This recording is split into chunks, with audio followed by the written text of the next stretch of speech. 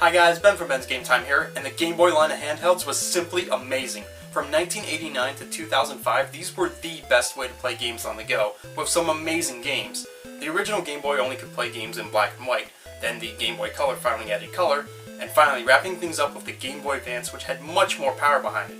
32 bits compared to the original and Color's 8 bits. The Game Boy line ended up getting absorbed into the DS before it became its own line of handhelds, but the Game Boy line will always be looked back fondly on. So, in honor of the Game Boy line of handhelds, I'm going to do something I like to call Game Boy Grab Bag, where I take a look at some random Game Boy games.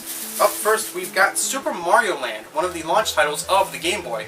In simplest terms, Super Mario Land is basically a miniature version of Super Mario Bros., but with many key differences. The game takes place in Sarasa Land instead of the Mushroom Kingdom, and this time Mario is trying to save Princess Daisy instead of Peach, this being Daisy's first appearance. Sarasa Land itself is broken up into 4 kingdoms: the Birabuto Kingdom, the Muda Kingdom, the Eastern Kingdom, and the Chai Kingdom. And before anyone freaks out about me saying Muda, this is not a JoJo's reference. JoJo's was only at part 2 at this point. I doubt anyone was referencing it in 1989. Each of these kingdoms are based on real locations. Birabuto is based on Egypt, Muda on Mu and Bermuda, Eastern on Easter Island, and Chai on ancient China. Mario Land is filled with some bizarre gameplay and design choices. First is that a lot of the iconic power-ups and items from Super Mario Bros. Were changed in some strange way. The mushroom stays the same, but the fire flower is an entirely new power-up. Instead, it is the Super Ball flower, which gives Mario the ability to throw Super Balls. Super Balls are essentially the same as Fireballs, but are more bouncy. These will bounce around until they hit an enemy or disappear, but you can only have one active at a time. The most bizarre aspect of the Super Balls is that they can collect coins. You're telling me I was working for my money like a chump when I could have just been making money by throwing balls. Yeah, it doesn't work. The star function's the same, but the iconic star theme was replaced by the can of all things.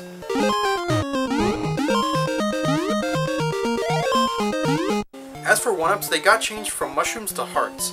While this may seem like a strange change now, you've got to remember this game was in black and white, so they couldn't differentiate between normal and 1-up mushrooms with a color swap, so this change actually makes some sense. The enemies in this game are also pretty strange. Some of the standard fare make a return: Goombas, Piranha Plants, Bullet Bills, etc. But Koopas got a significant change, in that after you stomp on them, they turn into bombs and fucking explode. You know, like in real life. New enemies include spiders, seahorses, stonehead guys, and these kung fu guys that act like dry bones. The end of level goals were also changed significantly. Instead of the traditional flagpole, you have a 2-door system. Both end the level, but entering the top door includes a bonus minigame for more lives. You'll have no shortage of lives in this game, which is also partly because of the game's length. Mario Land is one of the shortest Mario games, consisting of only 4 worlds of 3 levels. Less than half the length of Super Mario Bros. This is understandable as it is a portable game, and one of the first ones at that, best to ease players and programmers into handheld gaming. But if you were to just say that this game was less than half the length of Super Mario Bros., then I think people would write this game off a bit. It's like when chips advertise having 50% less salt. It's pretty much the same thing, but the salt made it good. Now while you can add more salt to less salted chips, you can add more content into Mario Land. Luckily for Mario Land, the content in is already good enough that it doesn't need any more, like barbecue or sour cream and onion chips. The music in Mario Land is pretty good, and is underrated in my eyes. You've got the obvious athletic theme that is pretty solid.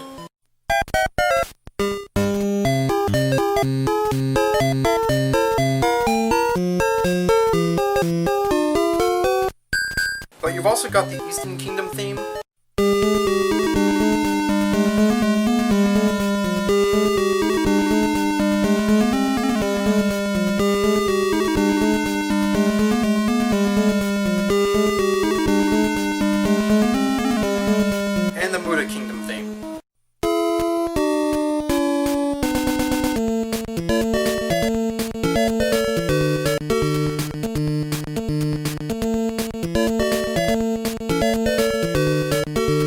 Also, some of the levels get pretty creative. For the most part, the levels are standard Mario platforming fun, but there are 2 vehicle levels, one submarine level and one plane level. These levels are auto-scrolling shooter levels, and are pretty fun. They act the same way as, say, Gradius, where you shoot and dodge incoming enemies, and face some unique bosses at the end.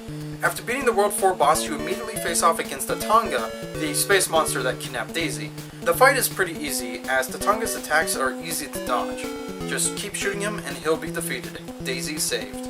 Super Mario Land is one of the strangest Mario games, but it's a lot of fun. The Super Bowl power-up is fun to use, the music is great, and the enemies are creative. The game is short, you can beat it in under an hour, but it's a consistently good time, and I wish that Sarasa Land would get revisited in a future Mario game. Solid 8 Super Balls out of 10. Next in the grab bag, we have Mickey's Speedway USA, a racing game for the Game Boy Color. And what's this? A Rare logo. This game was made by Rare. You know Rare, made Donkey Kong Country and Banjo-Kazooie Rare, could do no wrong until they're bought by Microsoft Rare, so this must be a good game, let's give it a try. Mickey's Speedway USA is your typical racing game, and is in the same style as Mario Kart or Diddy Kong Racing. The story for the game, and yes there is a story, is that a gang of weasels kidnaps Pluto because he had a diamond collar on. Now Mickey and the gang must travel across the country and race in different locations to save Pluto. You can play as one of 6 characters: Mickey, Minnie, Donald, Daisy, Goofy, and Pete.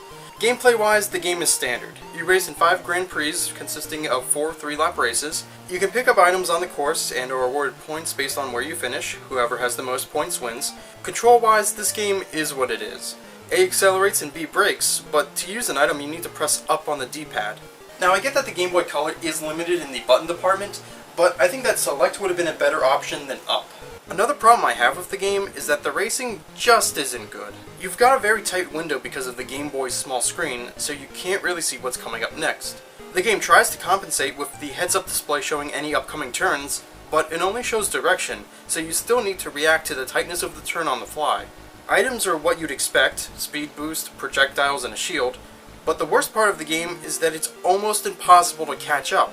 You've got to be the most immaculate racer in order to win, and that starts at the beginning of each race. You need to get a boost at the start of the race, and you do this by pressing the accelerator as soon as the lights turn green.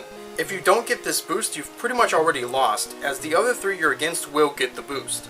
You then just have to avoid walls as much as possible, as hitting them will slow you down, but this is difficult because of how tight some of the turns are. The races just aren't as smooth or enjoyable as other racing games, but I will give the game this: the track designs are neat.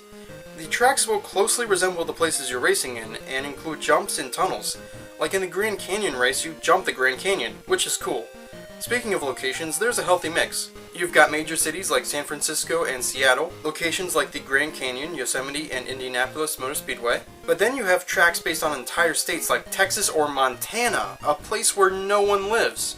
Also, I have to wonder if the people that developed this game have ever seen a map of the US. Like, the distance from Milwaukee to Colorado is way too short, and what's even stranger is that Nebraska is southwest of Colorado. I mean, geez, look at a map, am I right?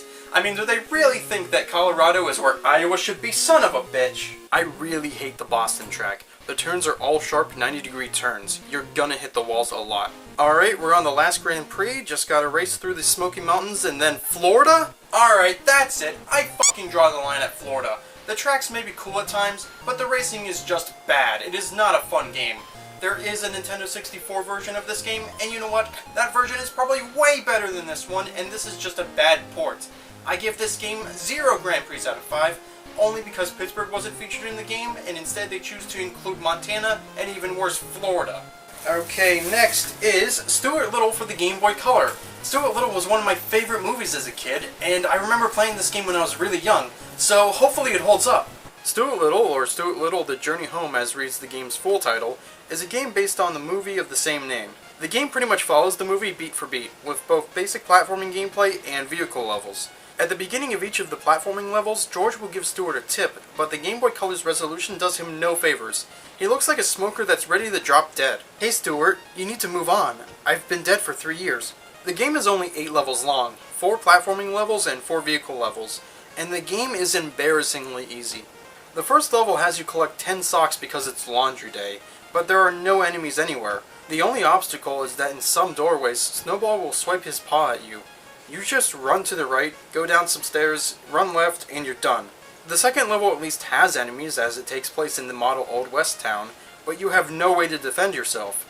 All you can do is collect the 10 money bags you need to complete the level, and if you get hit, eat a cheeseburger to heal. What's also dumb is that you can get damaged by just running too fast into a wall. When have you ever heard of this in a video game? The next 4 levels are all the vehicle levels back to back, which is a big pacing problem.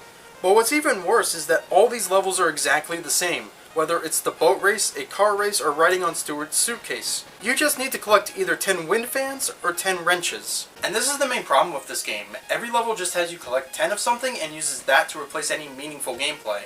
Also, why is it 10 each time? Do kids just not know how to count to any other number? It'd feel slightly less lazy if there was at least some variety in the objectives, even if it was just the number of things you need to collect. You don't even have to win the race, you just need to collect the 10 things and finish the race. The game ends with 2 more platforming levels, where you have to again collect 10 of something, with barely any enemies or obstacles. The sewer level has these coked up frogs, but besides this, there isn't anything interesting here.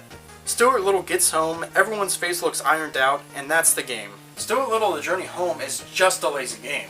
There's practically no gameplay, and what is in the game is insultingly easy and simple. There's no challenge, and honestly I don't think anyone except really young kids would get any enjoyment out of it. And that's what's most insulting of all. Plenty of games I played as a kid still hold up today and can appeal to many different age groups and generations. Battle for Bikini Bottom, Lego Star Wars, Wii Sports, because all those games have effort put into them. This game has no effort, and I'd say it's only good for kids up to ages 6 or 7. 1 random object out of 10. Alright, we've got time for one more game, so let's take a look at Arthur's Absolutely Fun Day. Arthur was a PBS show I watched a good bit as a kid, so hopefully this game isn't going to be as bad as that Stuart Little game was. But then again, it's possible. Arthur's Absolutely Fun Day is basically a minigame collection, if you want to call it that. The basic premise is that a carnival called Wonderworld is in town, and to gain entry, Arthur needs to collect 16 stars for his free pass. There are 10 minigames to play, and winning a minigame will get you a star. You can get every star from one game, or you can mix and match. The games themselves are nothing special, and what you'd expect from a game based on a PBS Kids show. First up is basketball. All you have to do is make 10 baskets to earn your star, but the controls are pretty bad. To shoot the ball, you just press and hold A, and then you release to throw the ball, with how long you held A for determining the shot's power. This by itself isn't bad, and is standard for most basketball games. The problem is the length you need to make a basket is short. Holding the button for the full time will overshoot the ball by a mile. You can also change where you stand, but even all the way back you aren't holding the button for a long time. It's so bad that at the starting position you need to only do a literal tap of the button. That's how sensitive this is. Not a great basketball minigame, but it's passable. Next is strawberry picking, where Arthur needs to pick 10 strawberries? Don't tell me this game's just gonna all be do X 10 times minigames. Do kids really not know how to count to any other number than 10? This minigame is stupidly easy. You just pick strawberries and you're done. Next is making pancakes with Grandma. 10 pancakes to be exact. Cook them just right, or Grandma will throw them away. Next is recycling. Let me guess, we're just gonna sort recyclables or something? What? Arthur's a skater boy. I said he's a skater boy. He is riding a skateboard. He's grabbing recyclables. He got all those crushed up cans. He's gonna save the earth. Newspaper delivery. Throw newspapers a la Paperboy. Deliver to 10 houses to win. I will say, this game certainly looks better than the Stuart Little game. It's bright and colorful, and the shapes are clean. Next is soapbox racing. Finally, something you don't need to count to 10 for. There are 3 races available, but they are all really easy to win. All you have to do is ram your opponent into the first turn and you automatically win. Deep sea diving is next, and we're back to the Get 10 system. You just swim around and grab 10 pieces of buried treasure, which includes a Game Boy. Pretty sure that's not going to work anymore, Arthur, as it's been underwater. Next is air hockey, and it is exactly that, a game of air hockey. Nothing else to it, but it stands out as the only minigame where you only need 7 to win.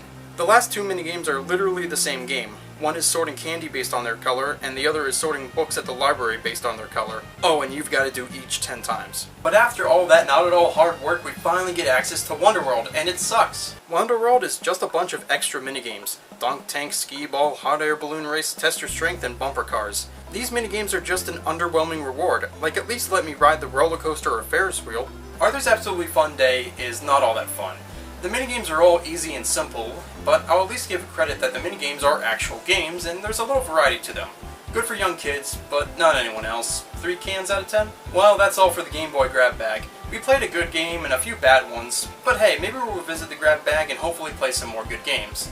Until then, I'm going to continue playing the Game Boy line wherever I go, as long as I'm not going to Florida.